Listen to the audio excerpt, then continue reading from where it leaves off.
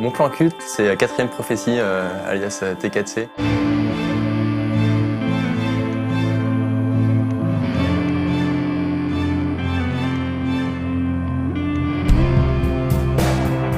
Alors c'est un choix un peu étrange, parce que c'est un jeu qui a plein de défauts, qui était moche même pour l'époque, qui était pas pratique, fallait taper des mots-clés pour faire les quêtes en discutant avec les PNJ.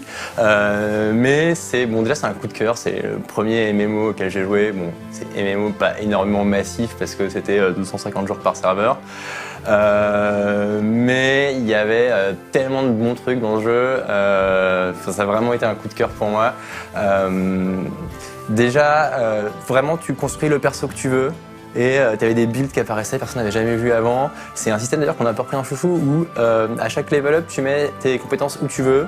Et il y en avait 5, là. Il y avait, je sais plus, force, intelligence, dextérité, endurance, sagesse. Et donc vraiment, on avait parfois des persos un petit peu hors du commun. Tu pouvais faire un mec pur guerrier, pur archer, avec un peu de magie ou pas, plus prêtre. Enfin, vraiment, on avait des persos super intéressants. Et ce que j'ai bien aimé, c'est que c'était vraiment un MMO avec un gameplay hyper différent de tout ce qu'on a vu après, c'est-à-dire Dark Age of Camelot, puis World of Warcraft, et puis tous les autres qu'il y a pu avoir. Où c'est toujours le même gameplay, toujours la même chose, on verrouille un monstre, on lance les compétences et ça le tape. Voilà, moi j'ai bien aimé ce gameplay un peu différent. Après il y avait plein d'autres trucs, alors parfois emmerdants, mais parfois sympa, c'est que c'était un jeu vraiment hardcore. Tu meurs, tu drops une partie de ton or, une partie de ton équipement.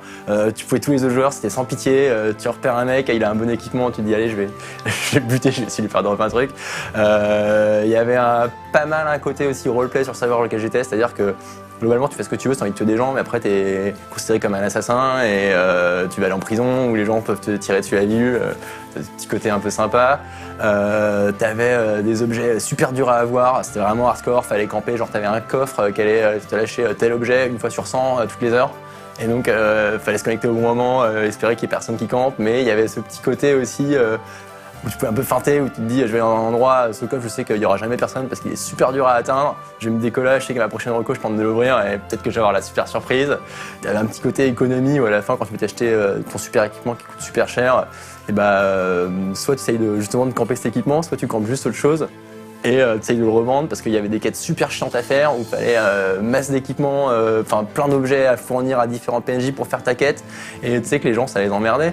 Du coup, si tu allais un petit peu farm certains objets, tu savais que tu allais pouvoir les revendre super cher sur le marché et commencer. Il y avait un côté jeu de rôle, un côté économie. Il y avait vraiment plein de côtés qui étaient mélangés.